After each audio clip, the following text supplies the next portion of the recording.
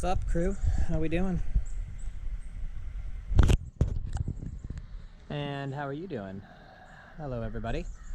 I'm out at McGregor Point Provincial Park here in Ontario, over on the western edge on Lake Huron.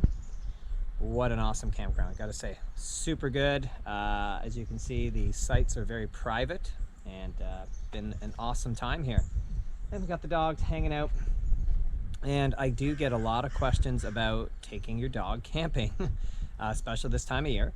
So I thought I'd show you kind of what we do. So we just got back from a 2-hour hike with the dogs. This provincial park is massive, just massive.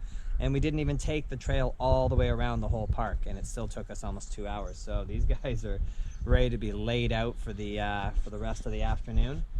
And you know, one of the best things that I've ever done is train our dogs to place. Place means go to your bed, stay in your bed, hang out there until I tell you to come off your bed.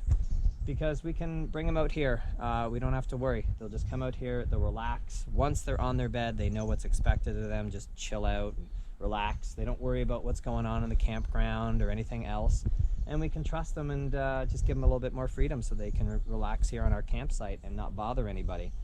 And yeah, so, you know, some dogs are very reactive at the campground. I get a lot of questions about barking dogs. Every time, you know, somebody goes by our campground, our dog's barking and all these kind of issues. But they're the same kind of issues that most of these owners are dealing with at home, like whether it's in the yard or whether the dog's doing that behavior in the front window when people go by their house. So I mean, it could just happen at the campground because it's a new spot and maybe the dogs are a little weird about being in a new environment, but it's typically, you know, it's typically not a behavior that the dog's only done here at the campground and isn't practicing in other areas of your life. So something to consider. But you know what? Our dogs were not this calm and relaxed when we started camping, even at the start of this year.